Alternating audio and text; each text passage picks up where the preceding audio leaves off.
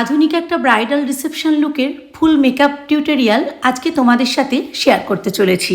শাড়িটা খুব সুন্দর করে পরিয়ে নিয়ে ওনাকে আমি চেয়ারে বসিয়ে নিলাম। প্রথমে দুটো টিস্যু পেপারের মাধ্যমে ব্লাউজ এবং শাড়িটাকে আমি কভার করার চেষ্টা করেছি সামনের দিকের অংশের। তার কারণ হচ্ছে যে ফাউন্ডেশন অ্যাপ্লিকেশনের সময় বা যে কোনো প্রোডাক্ট অ্যাপ্লিকেশন করার সময় শাড়ি বা ব্লাউজটা নষ্ট হয়ে যেতে পারে। ক্লিনজার অ্যাপ্লিকেশন করার আগে আজকে আমি কিন্তু আগে ওয়াটার স্প্রে করে নিয়েছি, তার কারণ ওনার স্কিনটা আমার একটু ড্রাই মনে হয়েছে। ওয়াটার অ্যাপ্লিকেশন করার পর দেখো আমি ক্লিনজারটা একটু বেশি পরিমাণে নিয়েছি। অন্য সময় আমি ক্লিনজারটা ফেসের ওপর ডিরেক্ট অ্যাপ্লাই করি, কিন্তু আজকে ওয়াটার স্প্রে করে নিয়ে কিন্তু করছি, যেহেতু ওনার স্কিনটা অনেকটাই ড্রাই রয়েছে এবং কটন টিস্যু দিয়ে সেটাকে খুব ভালো করে আমি ক্লিন আপ করে নিলাম। আমি এখানে লেন্সটাকে দাঁত দিয়ে কাটছি বলে কেউ কিছু মনে করো না, কারণ লেন্সের উপরের পেপারগুলো এতটাই শক্ত হয় যে হাত দিয়ে সহজে ছেঁড়া যায় না, তাই এখানে আমি একটু দাঁত দিয়েই কেটে নিলাম। তো আমি দেখো প্যাকিং লেন্স বের করেছি এবং ওনাকে লেন্স পরিয়ে দিচ্ছি, যদিও উনি লেন্স পরাতে অভ্যস্ত রয়েছেন। লেন্সটা পরানোর পর ওনাকে চোখ বন্ধ করতে বলেছি এবং ওই টাইমটুকুর ভেতর আমি খুব সুন্দর করে দেখো টোনার স্প্রে করে নিয়েছি ফেস এবং গলাতে। এমব্রোলয়েজ ময়শ্চারাইজারের মাধ্যমে তারপর পুরো ফেসটাকে আমি হাইড্রেট করার চেষ্টা করছি। দেখো আমি একটু বেশি পরিমাণে প্রোডাক্টটা নিয়েছি এবং সেটাই ফেসের ওপরে লাগিয়ে নিয়েছি এবং সেটাকেই আমি কিন্তু খুব ভালো করে ব্লেন্ড করছি হাতের মাধ্যমে, যাতে খুব সুন্দরভাবে স্কিনের মধ্যে সেটা অ্যাবজর্ব হয়ে যায়। তো দেখো আমি কিভাবে এটাকে স্কিনের সাথে সুন্দরভাবে বসিয়ে দেওয়ার চেষ্টা করছি। যতক্ষণ না একটা প্রোডাক্ট স্কিনের মধ্যে ভালোভাবে বসবে ততক্ষণ কিন্তু আমরা তারপরের প্রোডাক্টটা অ্যাপ্লিকেশন করতে পারবো না। এরপর আমি এখানে একটা প্রাইমার ইউজ করেছি, এটা রিকর্ডের প্রাইমার। তো এই প্রাইমারটা কিন্তু শীতকালের জন্য ভীষণ ভালো। যাদের উইন্টার সিজনে মেকআপের কাজ রয়েছে তারা কিন্তু এটা কম বাজেটের মধ্যে এই রিকর্ডের প্রাইমারটা তোমরা নিয়ে নিও। এরপর আমি স্টোভ ক্রিম অ্যাপ্লিকেশন করছি।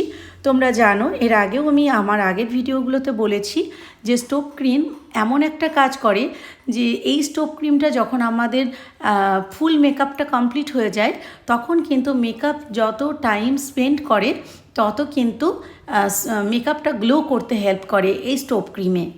কারেক্টারের পরিবর্তে আমি এখানে অ্যাপ্লিকেশন করেছি ক্রাইলনের 27 স্টিক ফাউন্ডেশন। আমি প্রথমে আঙুলের মাধ্যমে যে জায়গাগুলো ডার্ক রয়েছে সেগুলোতে আগে অ্যাপ্লিকেশন করে নিয়েছি, তারপর আমি স্টিক ফাউন্ডেশনটা পুরো ফেসের ওপরে আমি সুন্দর করে কভার করে দেওয়ার চেষ্টা করেছি এবং বিউটি ব্লেন্ডারের মাধ্যমে খুব ভালো করে ব্লেন্ড করে নিয়েছি যতক্ষণ না স্কিনের সাথে সুন্দরভাবে সেট হয়ে যায়। তোমরা দেখতেই পাচ্ছ। আর বিউটি ব্লেন্ডার সবসময়তেই কাজ করার বেশ কিছু ঘন্টা আগে কিন্তু আমরা ভিজিয়ে ভালো করে চিপে রেখে দেব। সঙ্গে সঙ্গে ভিজিয়ে নিয়ে কাজ করতে গেলে ফাউন্ডেশন কিন্তু বিউটি ব্লেন্ডারের সাথে উঠে আসবে।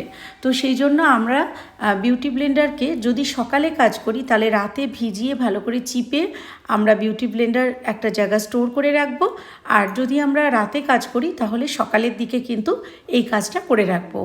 তারপরে দেখো আমি এখানটাতে একটা কনসিলার অ্যাপ্লিকেশন করেছি। তারপরে কনসিলার আর ফাউন্ডেশনটাকে সেট করার জন্য আমি ক্রাইলনের TL4 যে পাউডারটা রয়েছে সেটিং পাউডার, সেটা দিয়ে কিন্তু খুব ভালো করে সেট করে নিয়েছি। আমি একটা ছোট ব্রাশ ইউজ করেছি কর্নার এরিয়াগুলোর জন্য, আর একটা ফ্লপি পাউডার ব্রাশ ইউজ করেছি পুরো ফেসের জন্য।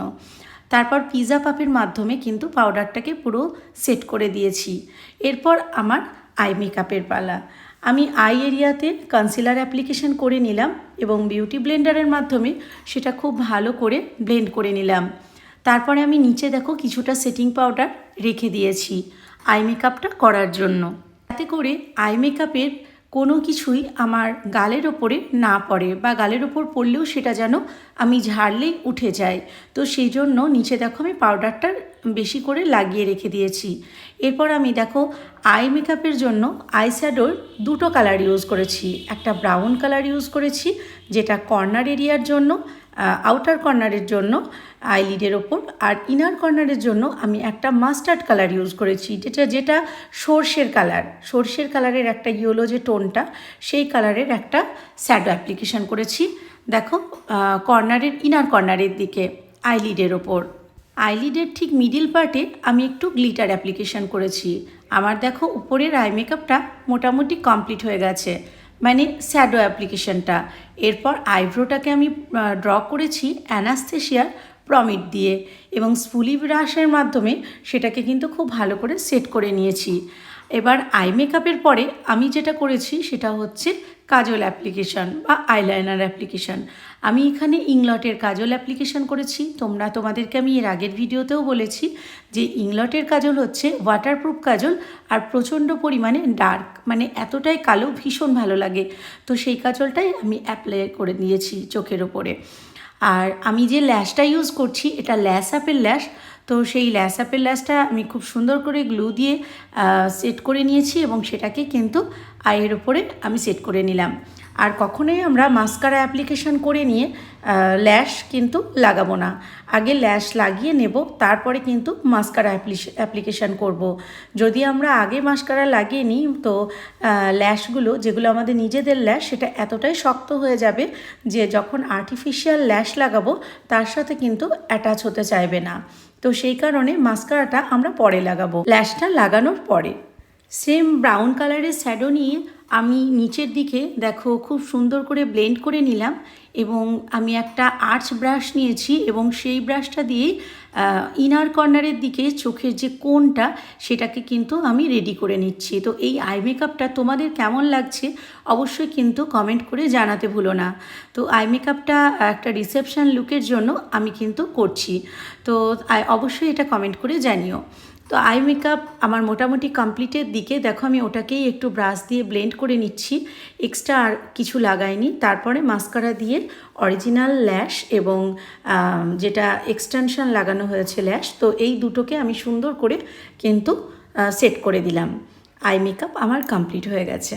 তো এরপর আসছে ফেসের উপরের কিছু জিনিসের কাজ বাকি, সেগুলো হচ্ছে আমি হাইলাইটার অ্যাপ্লিকেশন করছি। তার আগে তোমরা দেখেছো আমি একটা ডাস্ট ব্লাশার অ্যাপ্লিকেশন করে নিয়েছি। তো হাইলাইটার অ্যাপ্লিকেশন করে নিচ্ছি যে জায়গাগুলো আমি হাইলাইট করব, তারপর লিপস্টিক ইউজ করব। তো এখানে আমি দুটো লিপস্টিক ইউজ করে নিয়েছি, দেখো দুটোই ক্রেয়ন্স। ডার্ক কালারের ক্রেয়ন্সটা দিয়ে আমি দেখো আউটলাইনটাকে রেডি করে নিলাম এবং লাইট কালারের ক্রেয়ন্সটা দিয়ে আমি ভিতরটাকে কমপ্লিট করে নিচ্ছি। তো লিপটাও আমি আমার একদম মনের মতন করে সুন্দর করে ড্র করে নিচ্ছি। লিপ কালারটা তোমাদের কেমন লাগছে কমেন্ট করতে কিন্তু একদমই ভুলো না।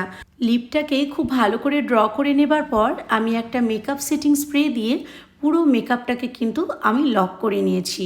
দেখো এখানে যে স্প্রেটা আমি ইউজ করেছি সেটা ফরএভারের মেকআপ সেটিং স্প্রে।